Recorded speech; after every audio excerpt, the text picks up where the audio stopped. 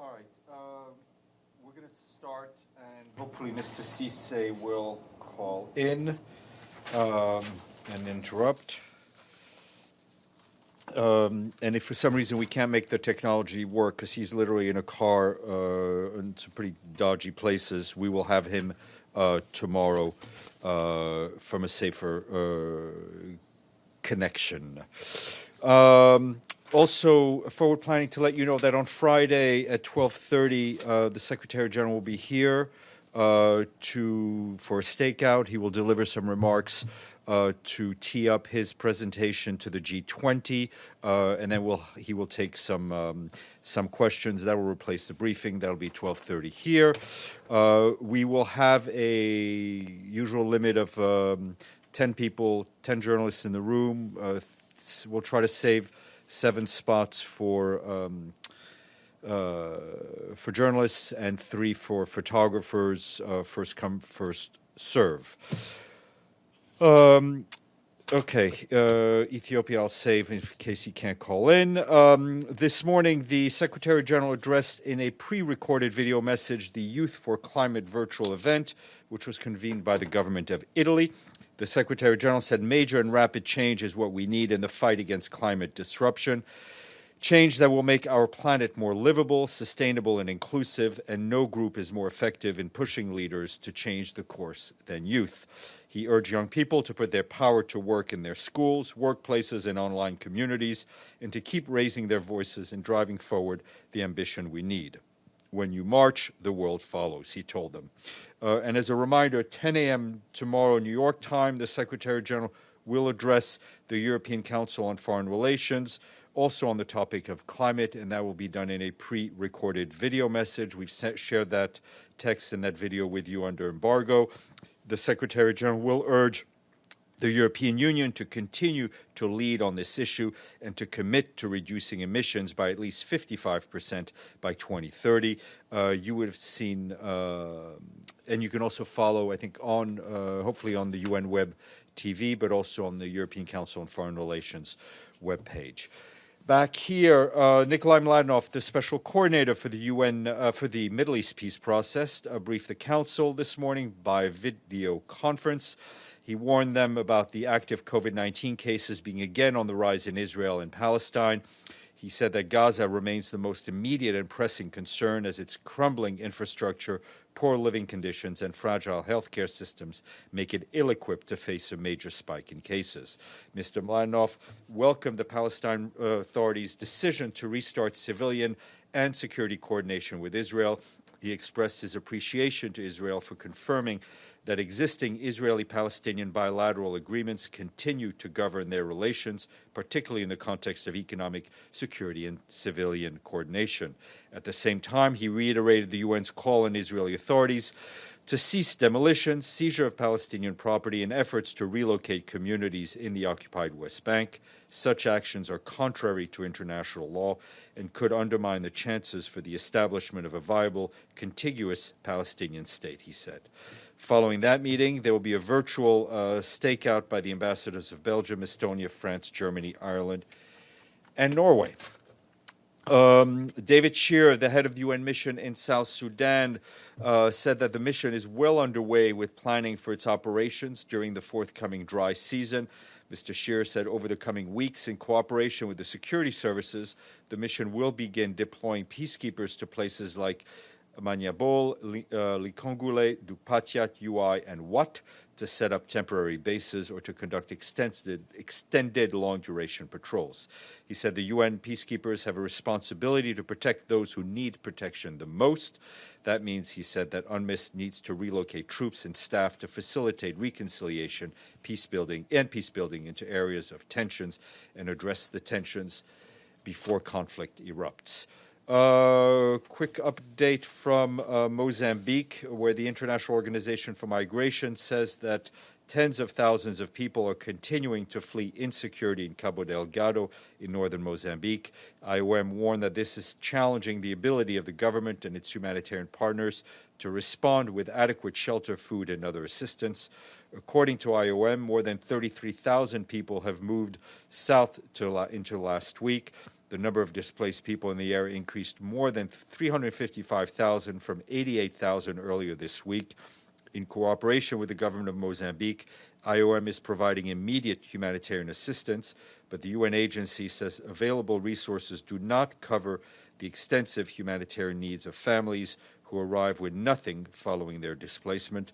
Security concerns have also prevented the organization from reaching several northern and coastal districts. And the World Health Organization said today marks the end of the 11th Ebola outbreak in the Democratic Republic of the Congo, nearly 6 months after the first cases were reported in Equator Province. WHO thanked partners with their support and congratulated responders and all those who tirelessly track, provided treatment, engaged in communities, and vaccinated more than 40,000 people at risk. At the height of the outbreak, there were more than 100 WHO experts on the ground supporting the government's response.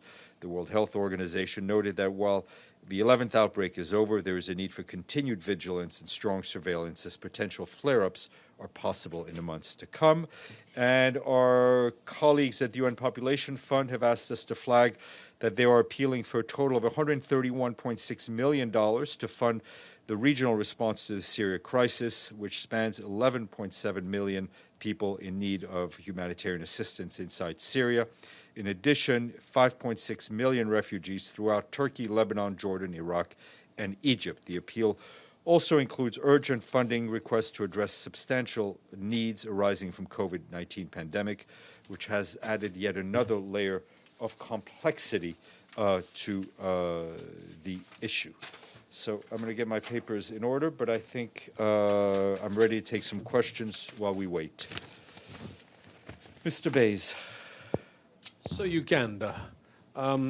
Bobby Wine has been arrested again in Uganda ahead of the forthcoming elections. How concerned is the Secretary-General about these developments? We are... we've been following, I think, the developments around Uganda and the the presidential campaign. I think it's very important that state institutions, particularly security forces, act in a manner that respects human rights and the principle of the rule of law in order to for an inclusive and broad participatory political and environmental process. We will be following up more closely on the latest developments. And I think it's important that all parties and political actors and government leaders work in a way that will ensure a peaceful election.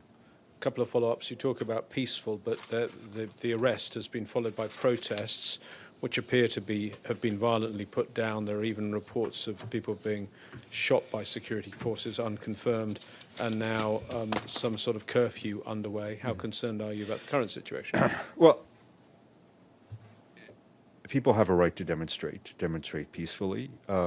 Any excessive use of force by security forces anywhere is of concern to us. And it is important that there is a space provided for people to express themselves, whether in demonstration or through a democratic process.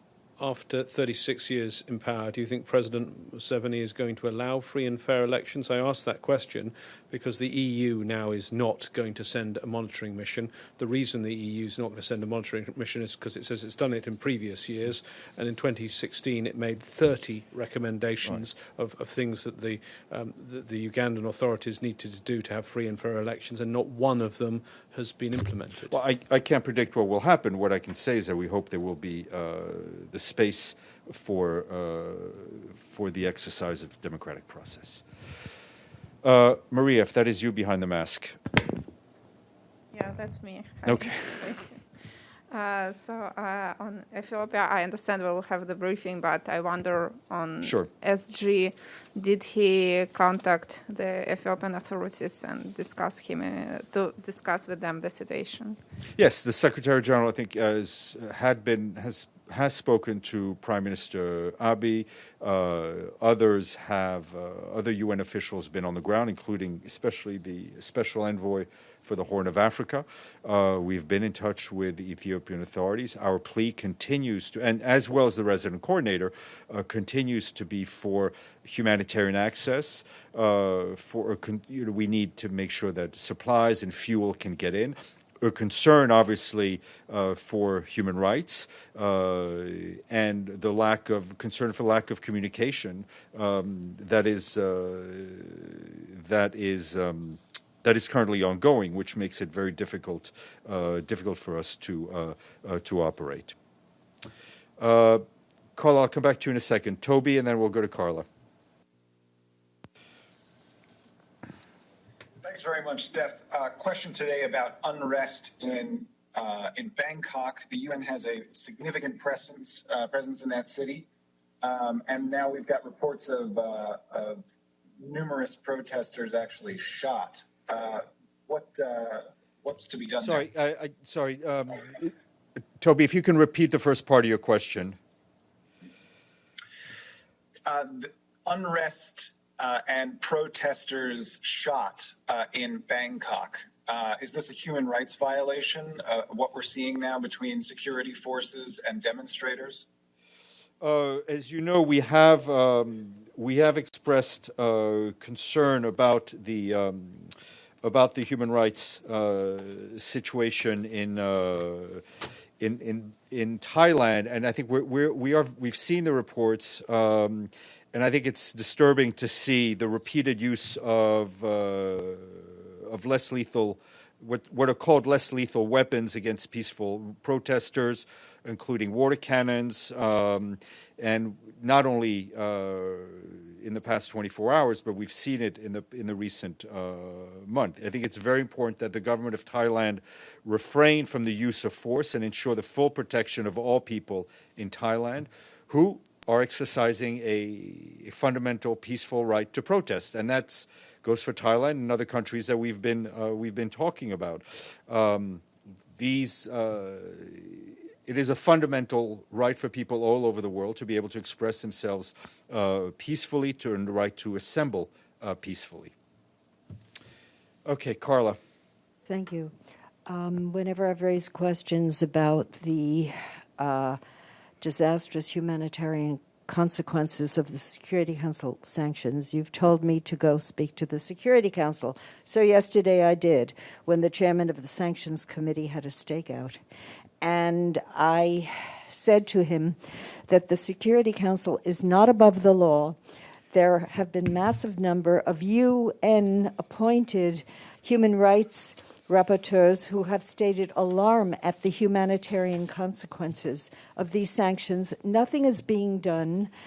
Is there any body that is international legal body that is superior to the Security Council that can defend the rights of the... Carla, I feel your passion on this issue. The Secretary General has raised this issue himself directly with the Council. As is there a body above the Security Council, I would refer you to the august charter of these United Nations. James. James. Reinl. Sorry. Yeah, thanks. It's a question about U.S. Secretary of State Mike Pompeo. He's heading to an Israeli settlement in the West Bank today. Foreign diplomats usually avoid these places because they're considered illegal under international law. What do you guys say about the visit? Well, it's not for the secretary. It's not for us to comment on the Secretary of State's travel plans. Our position on the illegality under international law of settlements has been often repeated, and if I'm not mistaken, has even been repeated today by Nikolai Mladenov in an open meeting of the Security Council. Thank you. Okay. Yes, Iftikhar. Thanks, Steph. By now, many world leaders have spoken to President-elect Biden. Has the Secretary General done so? I'm not aware that any contact has taken place. Okay, I'm being told that we... sorry, go ahead. May I follow up on this? Would the Secretary General be interested with speaking with Mr. Biden? Is there anything planned in the next days? No, there's nothing planned next days. There's a process going on, and we have full confidence in the ability of the U.S. American institutions to manage that process. Carla, yes. Goes to countries that are controversial. Is there any possibility that they would go to North Korea and see the faces of the people they're killing? Carla, as I said, I feel and I understand your passion, but you know very well that I don't speak for the Security Council. Okay, I'm being told that unfortunately they cannot establish a connection with Babacar. We will have him tomorrow, and I do apologize. What I can tell you is that he and the local heads of UNHCR, World Food Program, UNICEF, and UN Population Fund in Sudan were on a 2-day mission to assess the situation in refugee camps in southeastern region of Sudan, bordering the Tigray province of Ethiopia. There are now over 30,000 refugees in Sudan. Adding that seeing families, there are families and children who've been sleeping in the open. The UN team with the government of Sudan is working to ensure that people are not in reception centers for more than 2 days before being transferred to more proper facilities in refugee camps. Some 4,000 Ethiopians are now arriving daily in Sudan from 3 different entry points before reaching registration center. The mission visited the Hamdayet Reception Center, which is in itself hosting 16,000 people. They also visited places in Rukaba camp, which currently hosts 4,400 Ethiopians, and it is prepared to accommodate 10,000 people. That reception center is being expanded to shelter more people crossing the border. They're also looking, obviously, at identifying additional sites so that refugees can get away from the border and receive aid and essential services. Our concern right now is with hygiene conditions as more and more people arrive, and obviously that hygiene is focused on trying to prevent the spread of the virus. Yaya. May I go back again to Mr. Biden, if I may? Of course, you can go back to whatever you want. I just like to know, and maybe you can explain that to me. I'm getting the readouts from Mr. Biden's calls to leaders in the world, and so far, I'm just wondering, why is that normal that the Secretary General didn't speak to him so far? Isn't that a bit late? My definition of normal shifts on a daily basis. I will leave it at that. How about that? Okay. All right. Let me just. We'll go to Brendan, and if by chance Mr. Babacar, because they're still trying connects, I'll stay on standby. Okay.